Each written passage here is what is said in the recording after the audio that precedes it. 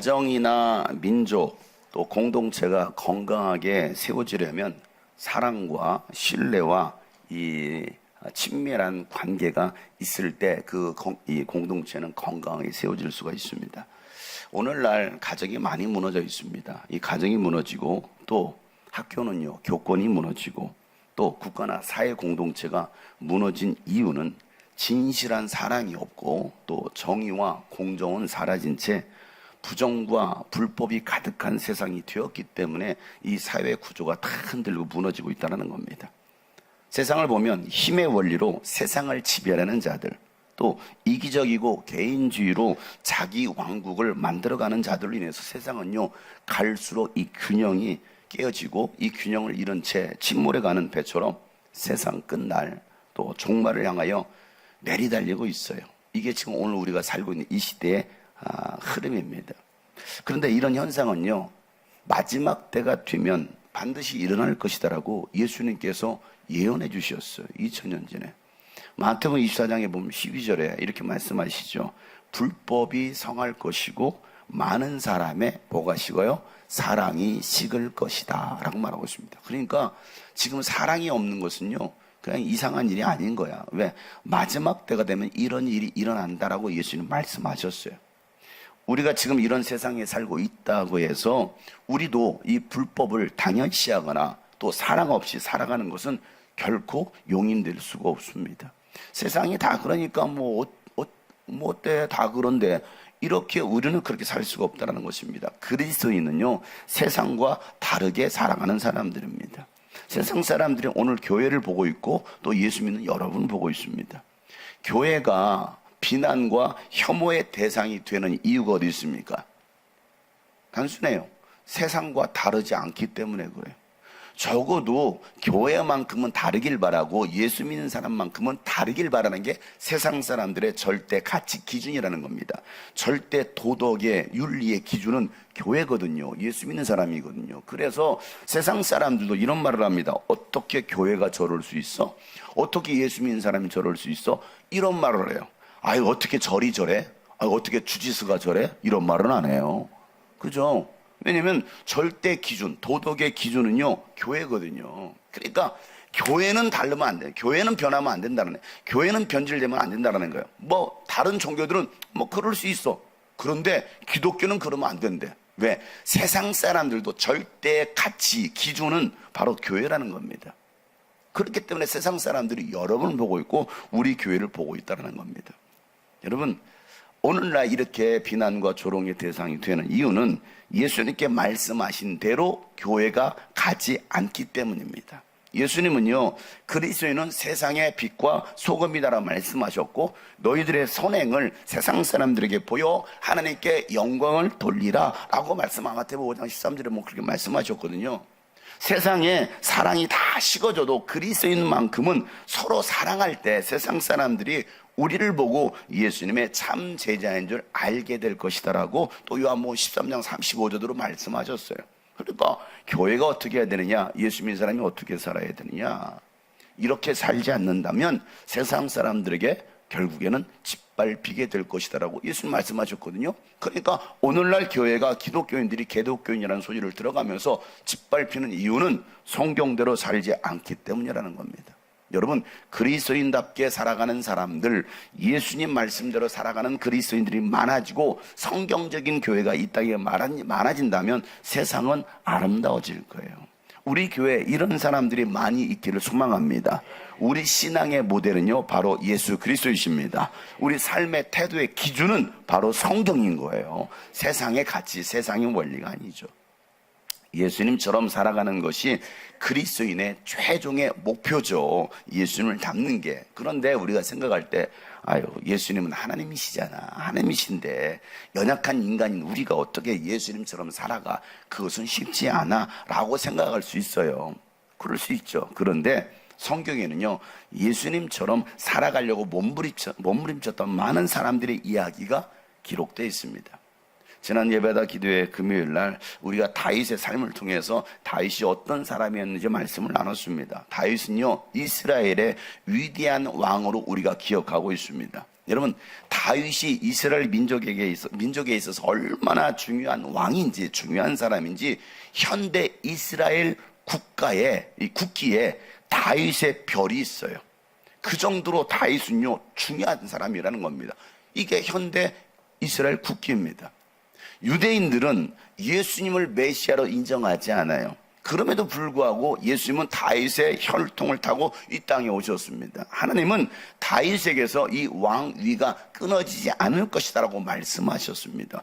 그만큼 다윗이 얼마나 중요하길래 오늘 이스라엘 국기에 다윗의 별을 한가운데 여러분 새겨놨겠느냐는 거예요. 자, 그러면 다윗은 어떤 사람인가?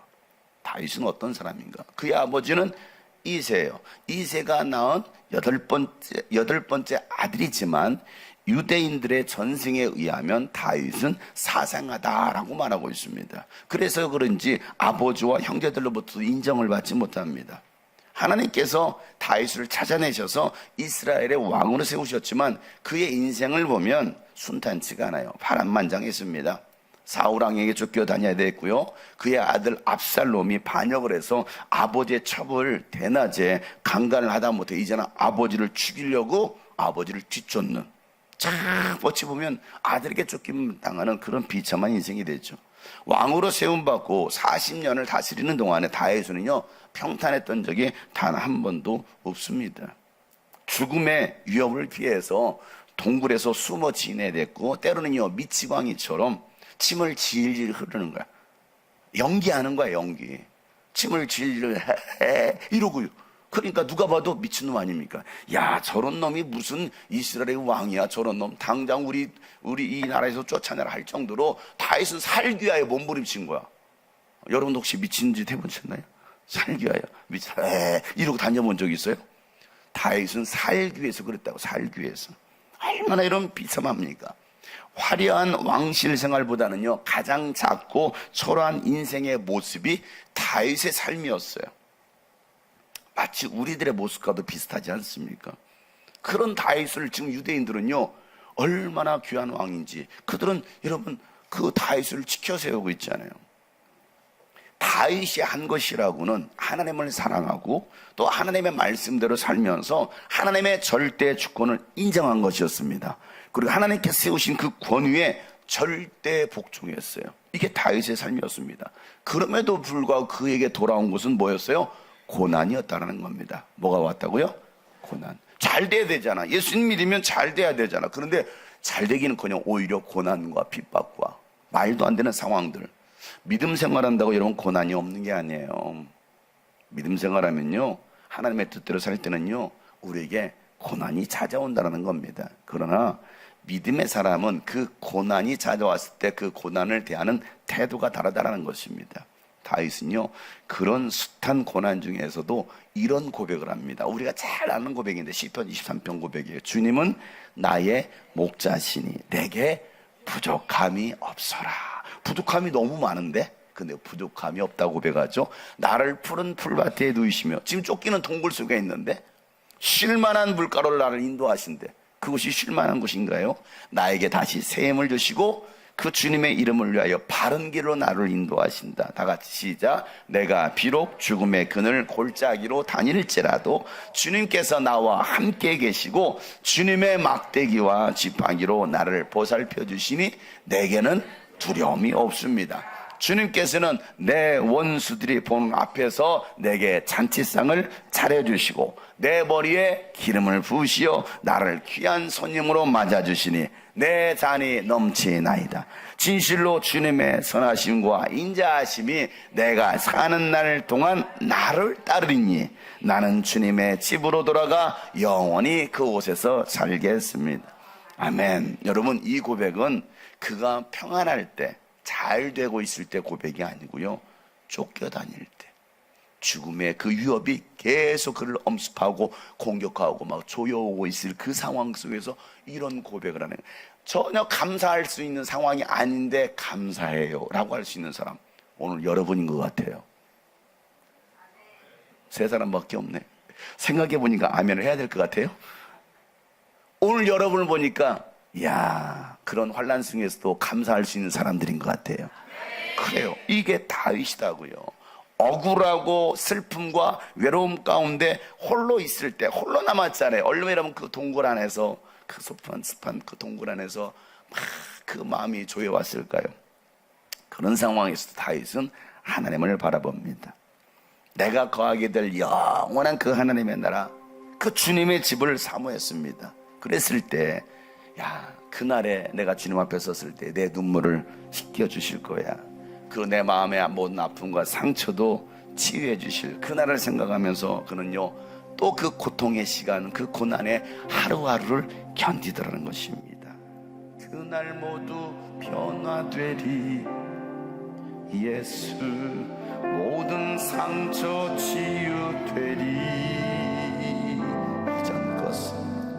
이전 것은 지나가리라.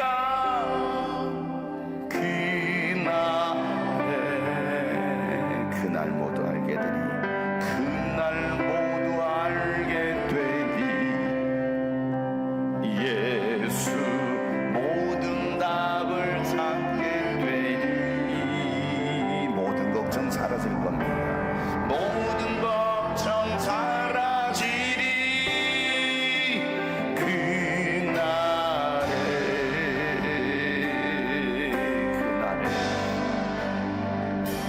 그날에 천국에서 영원한 기쁨 주와 나누리. 주의 얼굴 뵐 때 승리의 노래 부르리.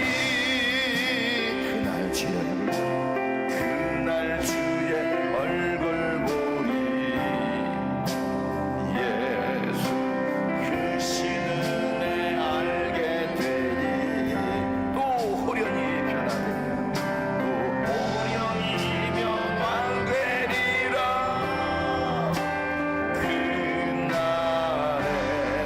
그날엔 자유케 될 것입니다. 그날엔 자유케 되리라. 모든 고통도 끝납니다. 모든 고통은 끝나리.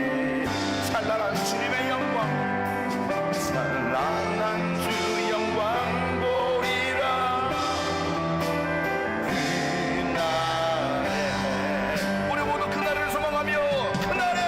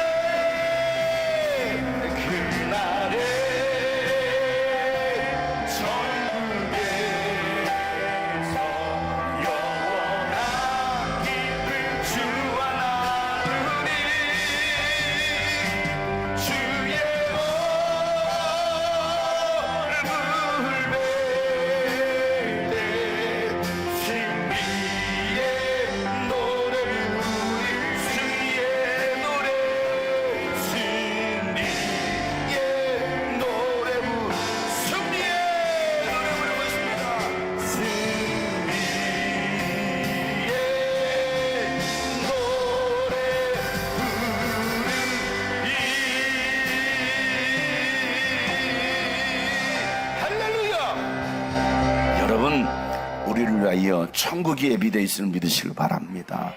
비록 이 땅에 사는 동안에 염려와 근심과 슬픔과 상처가 있을 수 있지만 하나님은 반드시 그날에 우리가 믿음을 끝까지 지켰을 때 그날에 여러분의 모든 눈물을 닦아주시고 상처를 치유하시고 만져주신 것을 기억하시길 바랍니다. 여러분, 다윗, 아픈 인생을 산 다윗이었습니다. 성한 데가 하나도 없어요. 모든 것이 그냥 아픈 사람이야. 아픈 사람. 옆에 사람 보세요. 아파 보이나요? 이렇게 얘기해 주세요. 다윗이군요. 그래요. 다 아파. 왜 이렇게 아픈지 가슴이 너무 조여와.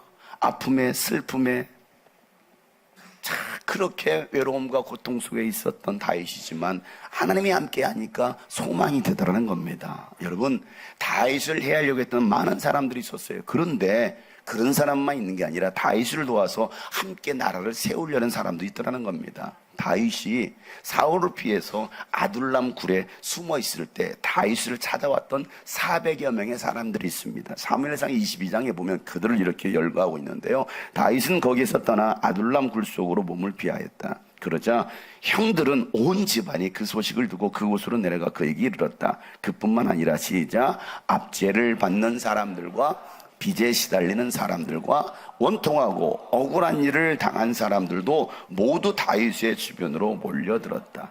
이렇게 해서 다윗은 그들의 우두머리가 되었는데 400여 명이나 되는 사람들이 그를 아멘.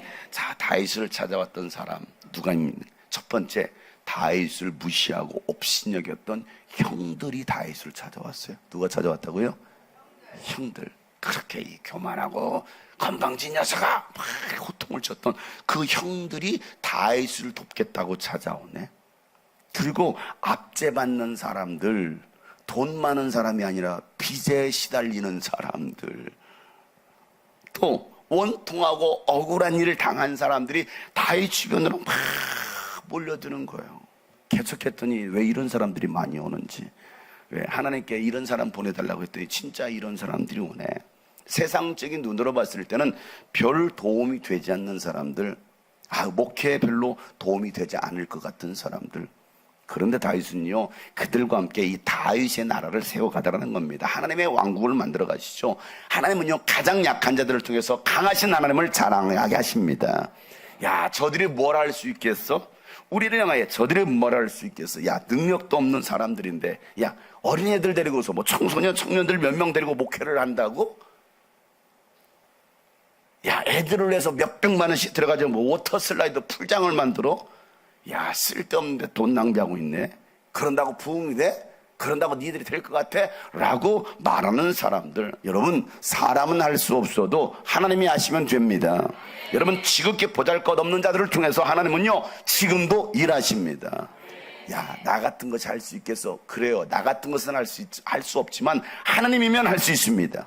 여러분, 신앙생활 한다고, 예수님 믿는다고 여러분을 핍박했던 형제나 가족, 친척들이 여러분을 믿고, 아니 여러분을 돕겠다고 찾아올 날이 있을 것입니다. 비록 지금은 여러분을 해서 막 비난하고 조롱하고 너나 믿어라 했는데 그날에 여러분을 찾아올 거예요. 그리고 여러분을 위해서 준비해둔 많은 동역자들이 있습니다. 비록 지금은 아무런 힘도 되지 않는 것처럼 보이지만 그들이 나중에 위로가 되고 큰 힘이 될 것입니다. 자, 아멘. 그게 시작.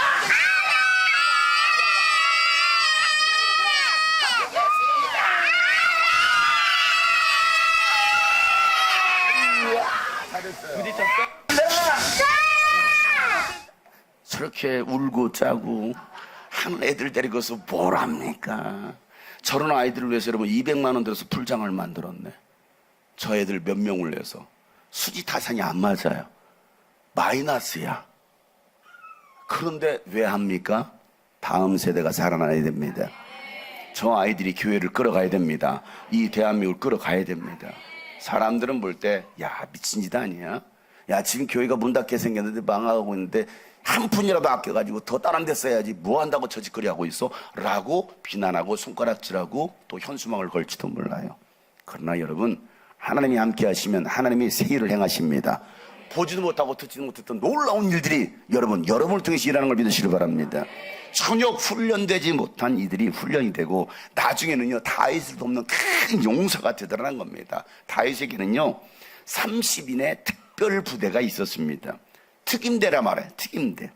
경호원 같은 무적 용사들이 바로 다윗에게는요 이 30인의 용사가 있었습니다. 그 중에서도 30명 중에서도 3명의 용사, 요셉 바세밧과 또 엘르아살과 산마라는 3명의 용사가 있습니다. 오늘 말씀에 등장하는 인물이에요. 근데 이 요셉 바세밧은요 800대 1로 싸웠어요. 몇 대 몇으로요? 800대 1로 싸웠는데 한 대도 안 없어지고 800명 다 때려 죽였어요. 이야, 여러분이 그런 사람 같아.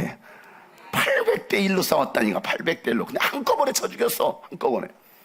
야, 엘르아살은요 블레셋과의 전투에서 혼자서 이 블레셋과 싸우고서 그들을 다 쳐 죽입니다. 야, 블레셋과의 전투, 여기 숫자도 안 나와. 블레셋과 혼자 싸워. 3만은요 블레셋에 쳐들어왔을 때 이스라엘 군인들이 다 도망갔어. 그런데 혼자 이 팟밭에 남아가지고요 그 한가운데 버티면서 뭐 있다고요? 버티는 거야. 믿음 뭐예요? 버티는 겁니다. 한가운데 버티면서 그 밭을 지키는 거야. 그 밭을 지키면서 블레셋 군인을 다 쳐 죽인 용사가 바로 산마예요. 누구라고요? 산마. 이 셋 용사, 야, 이런 3명만 있으면 할만하잖아요. 그 3명이 누구예요? 그렇죠. 누구예요? 여러분 되시길 축복합니다. 이 세 용사가 다윗을 찾아서 아둘람 굴로 온 거예요. 다윗은요 산성 요새에 있었고 블레셋 군대는요 호시탐탐 이 다윗을 노리고 이 이스라엘 민족, 유다 민족을 노리면서 베들레헴을 차지하고 베들레헴에 진을 치고 있었습니다. 자, 그때 다윗은요 자기를 찾아왔던 이 세 용사에게 자신의 간절한 소원을 말합니다. 소원을 말해봐. 그 소원이 뭐였나요? 오늘 이 15절 이렇게 말합니다. 다윗이 간절하게 소원을 말하였다. 시작. 누가 베들레헴 성문 곁에 있는 나에게 길어다 주어 내가 마실 수 있도록 해주겠느냐. 여러분, 블레셋이 다윗성을 포위하고 또 이제는 어디에? 베들레헴에 진을 치고 있어요. 베들레헴에 진을 치고 있다고요. 다윗은요 베들레헴 성문 곁에 있는 우물물을 마시고 싶다는 거예요. 지금 그 베들레헴은 누가 차지했는데?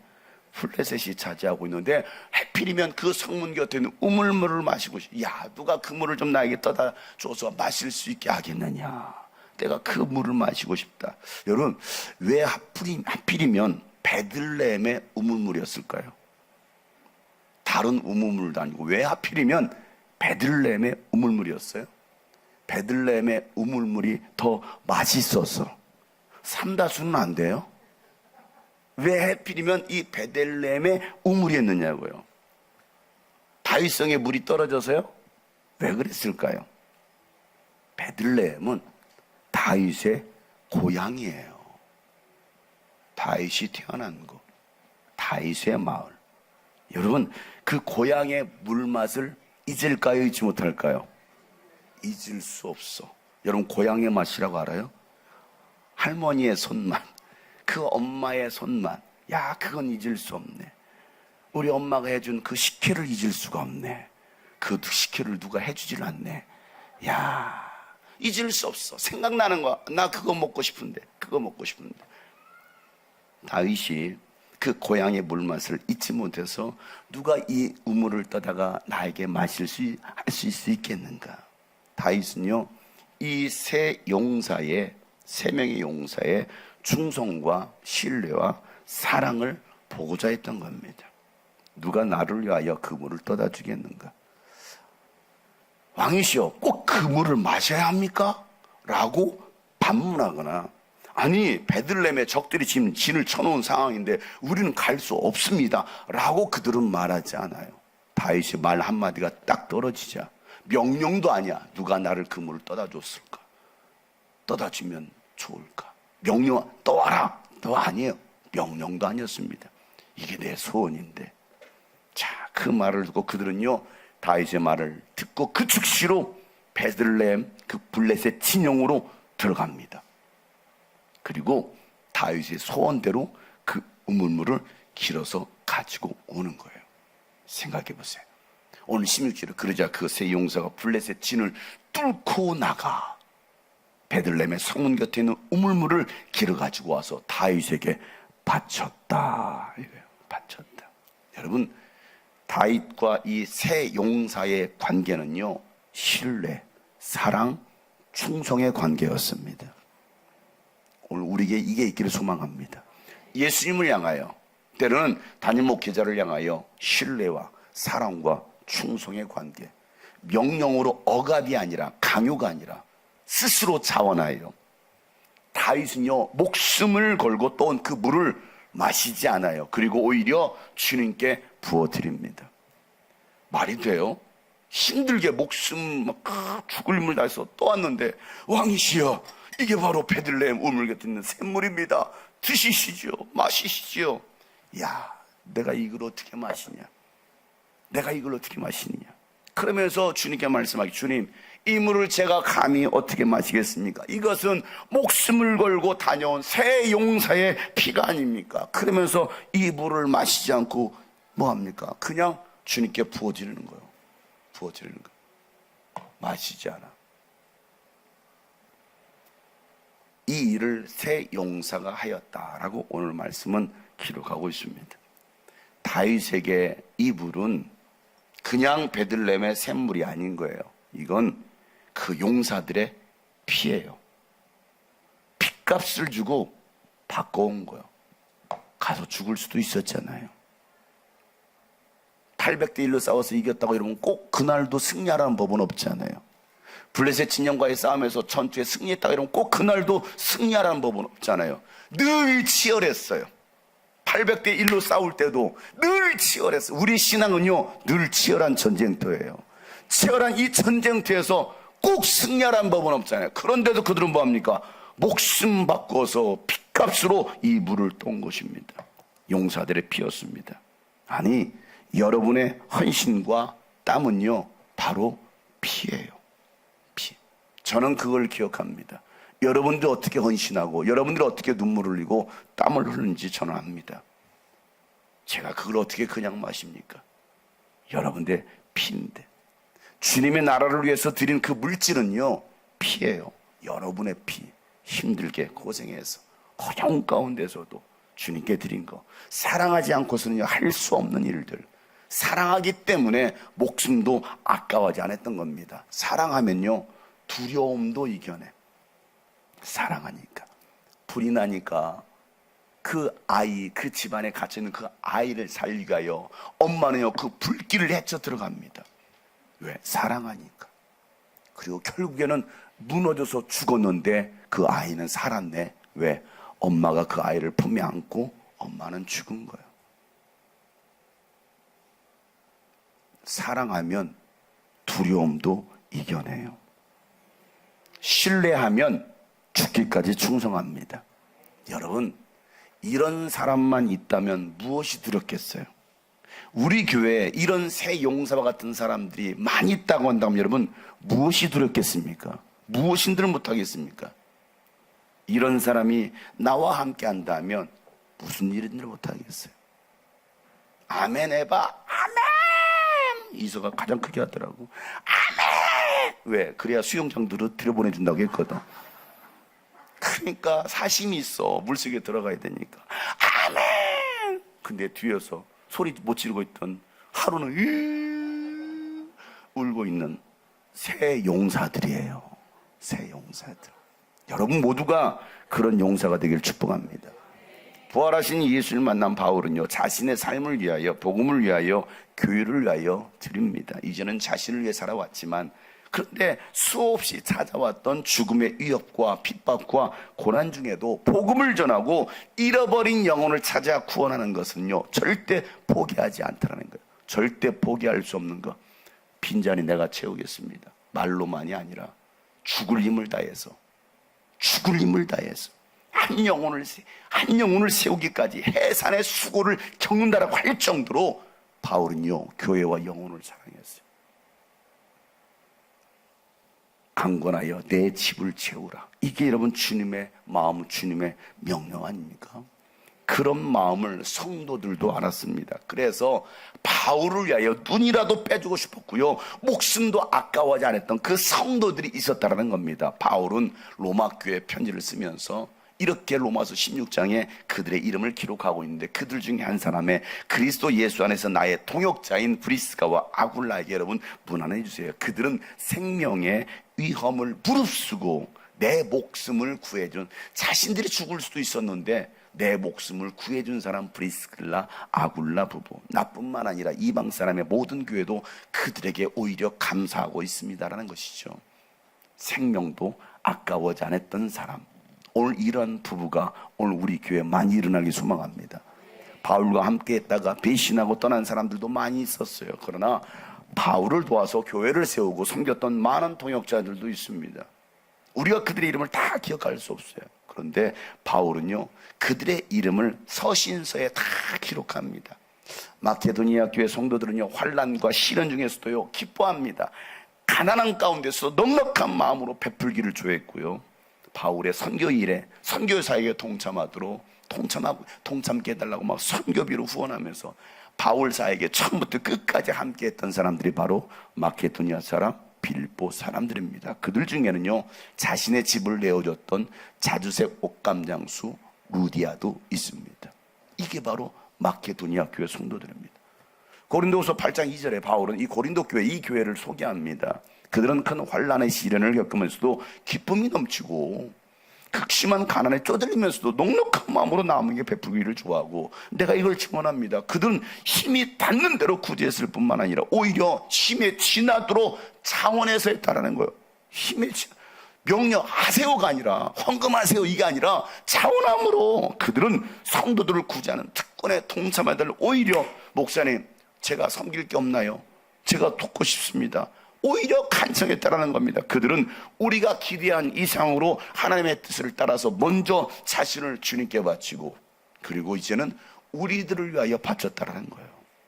목회자를 위하여, 목사님을 위하여, 이 사역을 위하여, 교회를 위하여. 이런 믿음의 동역자, 헌신자들이 있었기 때문에 바울은요, 힘있게 사역할 수 있었던 거예요.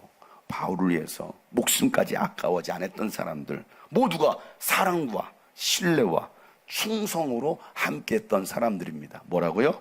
사랑, 신뢰, 충성. 뭐라고요?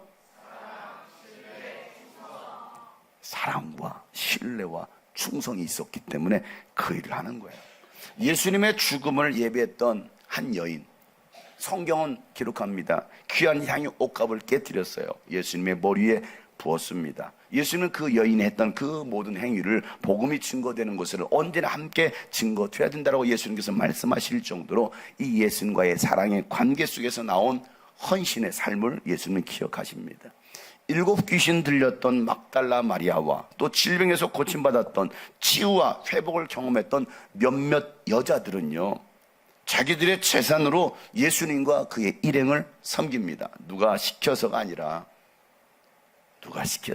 자원함으로, 감사함으로, 사랑함으로 이 모든 것들을 드렸어요. 그래서 누가는요, 이들의 그 이름과 그들의 사건을 기록하면 누가복음 8장에 보면 악령과 질병에서 고침을 받은 몇몇 여자들도 동행하였는데, 예수님의 제자와 함께 예수님을 동행하였는데 7 귀신이 떨어져 나간 막달라라고 하는 마리아와 헤롯의 청지기인 구사의 아내 요한나와 수산나와 그 밖에 여러 다른 여자들이었다. 그들은 자기들의 재산으로 예수의 일행을 섬겼다라는 겁니다. 놀라운 것은요, 막달라 마리아는 예수님 부활의 첫 증인이 됩니다. 예수님의 제자들도 아니었어요. 그 귀신 들렸다가 고침받은 그 여인이 예수 부활의 첫 증인 되더라는 거예요. 상상이나 됩니까? 오늘 여러분들이 그 예수 부활의 첫 증인 되길 축복합니다. 여러분, 축복의 명문 가문을 이룬 거예요. 예수를 만나기 전에는 저주받은 가문 아닙니까? 귀신에게 사로잡혔던 여인인데 예수를 만나고 나니까 축복의 명문 가문의 대를 이은, 예수님의 사랑을 제대로 알면 예수님을 끝까지 따릅니다. 대충 알면 대충 따라다 가는데 진짜 제대로 알면 끝까지 갑니다. 예수님이 우리를 위해서 모든 것을 주시고 우리를 살리셨는데 예수님을 위해서 우리가 무엇인들 못하겠느냐는 거예요. 예수님께서 네가 나를 사랑하느냐 라고 물으셨던 것처럼 그 예수님의 질문에 예 주님 제가 주님을 사랑하는 거 주님도 아시지 않습니까? 라고 대답했던 베드로처럼 오늘 우리가 예수님을 사랑한다면 예수님께 충성할 수가 있는 겁니다. 그리고 끝까지 의리를 지키는 거예요. 뭘 지킨다고요? 의리. 옆에 사람 보면서 의리. 여러분 끝까지 예수님께 의리를 지키는 저와 여러분 되기를 소망합니다. 여러분 끝까지 오 목사님과 의리를 지켜주세요. 의리 크잖아요. 여러분 저와도 끝까지 의리를 지켜주세요. 우리 성도들과도 의리를 지켜주세요. 옆에 사람 보면서 의리. 보니까 다 의리한 사람들만 모였네. 그잖아요. 의리를 지키는 사람들, 다윗을 따랐던 많은 사람들, 그리고 3명의 용사들, 바울을 도왔던 동역자들, 예수님께 가진 것을 전부 드리고 자신까지 내어줬던 그 믿음의 사람들, 그들 모두가 예수님의 길을 간 사람들입니다. 여러분 이런 사람만 있다면 오늘 말씀의 제목이에요. 이제 오늘 말씀 시작합니다. 이런 사람만 있다면. 여러분 유스비전 캠프 할 때마다 우리 성도들도 함께 하지만 문명으로 헌신해 주신 분들이 계십니다. 우리 교인도 아닌데 매번 헌신해 주신 분들이 계십니다. 특별히 고등학생 때부터 유스비전 와가지고 은혜 받고 고등학교 3학년이 100만 원을 헌금한 형제가 있어요. 우리 교인이 얘기 아닙니다. 이번에 군대를 갔어요. 입대를 해서 오지 못했는데 그 형제가 유스비전에 100만 원을 헌금했어요. 그리고 저에게 안부를 전하는 인사를 교회 가족이 해오더라고요. 목사님 그 아이 아시죠? 예 알죠. 군대 갔습니다. 목사님께 안부 인사 전해달라고 하네요. 아 그래요? 맞아 군대 간다고 했지. 군대 간다고 했거든요. 지난 겨울 캠프 때. 목사님 저 군대 갑니다. 그래 잘 다녀와라. 군복무를 애쓰라 그랬거든요. 근데 나중에 끝나고 돌아와서 봤는데 쭉 내역을 봤더니 거기에 그 아이가 100만 원을 헌금을 했더라고. 나도 몰랐는데. 이제 20살입니다. 하나님의 사랑을 경험하고 진짜 값진 것을 아니까 유스비전을 통해서 받은 은혜에 감사할 줄 아는 형제, 청년 아니에요? 의리예요. 충성입니다. 신뢰예요. 유스비전을 신뢰하고 저를 신뢰하고 그러니까 하는 거예요. 여러분 많은 분들이 목사님 유스비전 캠프 멈추지 말고 끝까지 해주세요. 이 얘기를 계속합니다. 끝까지 해주세요. 조금만 더 버텨주세요. 유스비전이 없으면 우리는 어떻게 합니까? 사랑하는 형제자매 여러분, 하나님이 기뻐하시는 일을 멈추지 맙시다. 여러분 죄악한 주님의 꿈꾸신 교회가 한국교회의 희망입니다. 우리 교회가 일어서야, 여러분들이 일어서야 더 많은 사역을 감당할 수 있습니다. 그 일에 쓰임받을 수 있는 축복자들이 되시기를 예수 이름으로 축복합니다. 다윗의 이 세 용사들이 여러분 되시기를 예수 이름으로 축복합니다.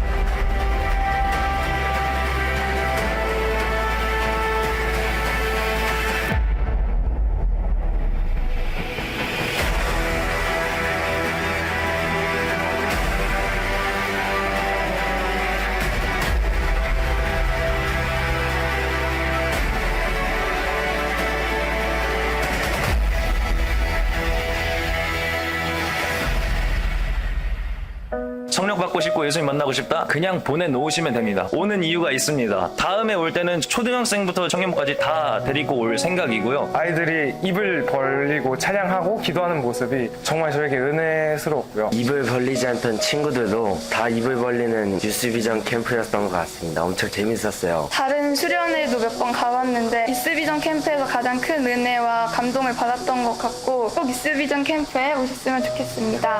꼭 이 예배는 직접 와서 경험해야 된다. 이런 뜨거운 예배는 처음이다. 하나님을 정말 뜨겁게 찬양하면서 하나님에 대한 사랑을 다시 회복할 수 있는 시간이 되었습니다.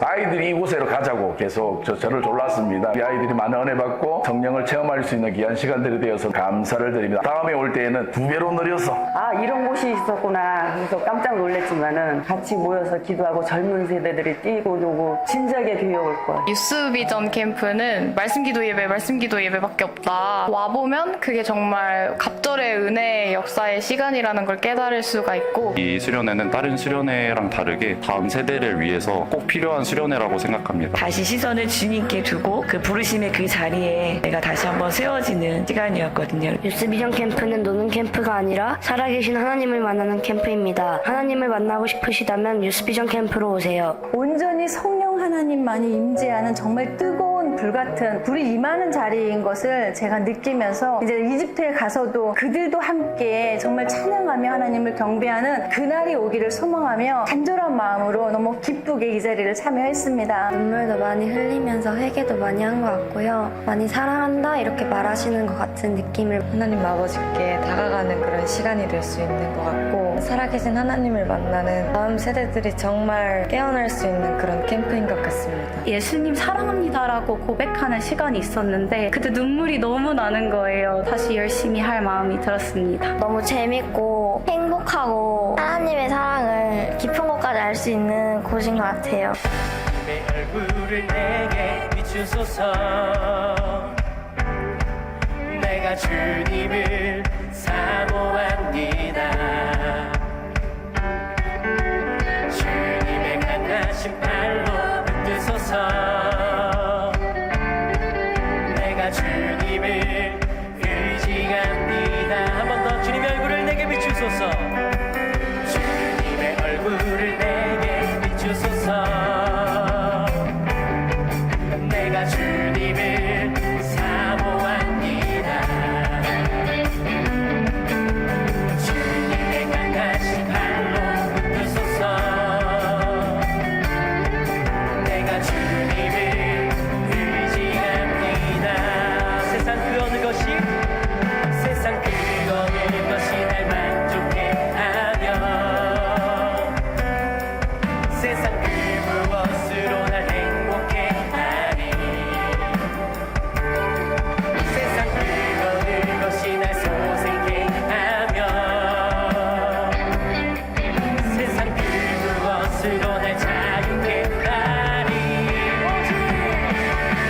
오직 주님만 나를 가두게 하네.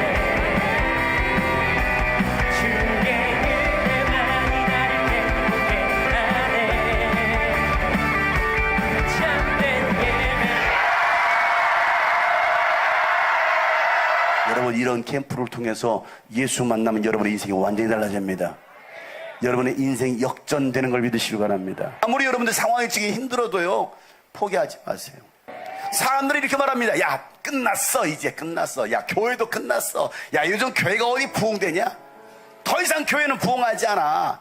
다음 세대들 교회로 들어오지 않아. 이게 바로 마귀가 짓거리는 소리. 이런 마귀의 소리 듣지 말고 모두가 끝났다고 할 때 여러분, 우리는 할 수 있다. 우리 교회는 된다. 우리 가정은 살아난다. 우리 자녀들은 살아난다. 여러분, 이 소망을 가지실 줄 여러분 축복합니다.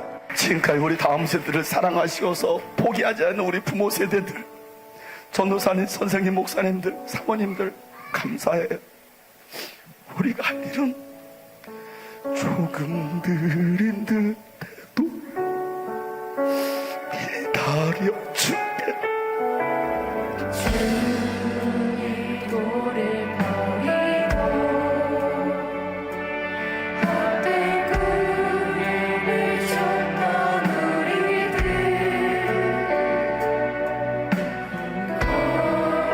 거짓말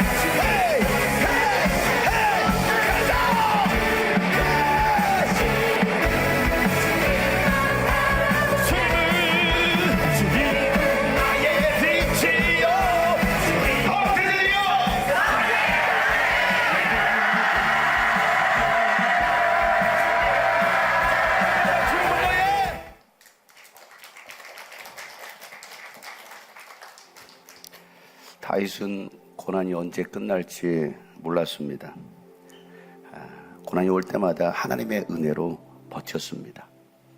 바울도 예수님 위해서 모든 것을 버리고 따라가는 삶이 고난의 연속이었지만 하나님의 은혜가 있었기 때문에 버틸 수 있었습니다. 그리고 사랑과 신뢰와 이 충성으로 하나 된 믿음의 동역자들, 형제 자매들이 있었기 때문에 바울도 그 길을 갈 수 있었습니다. 예수님도 제자들도 여러분, 우리 모두가 이런 사람이 되기를 소원합니다. 오늘도 우리에게 필요한 건 바로 그 주님의 은혜를 기억하고 살아가는 것입니다. 은혜 아니면 살아갈 수가 없네. 호흡마저도 다 주의 것이니 세상 평안과 위로 내게 없어도 예수 오직 예수뿐이네. 그 주님의 은혜를 기억하며 은혜 아니면 살아갈 수 없네. 은혜 아니면 살아갈 수가 없네. 호흡마저도 다 주의 것이니 호흡마저도 다 주의 것이니 세상 평안과 위로 내게 없어도 예수 오직 예수뿐이네.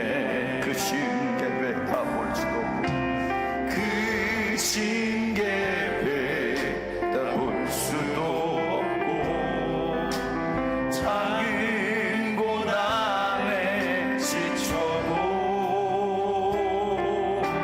주께 묻기 나의 모든 삶 버티고 견디게 하시네.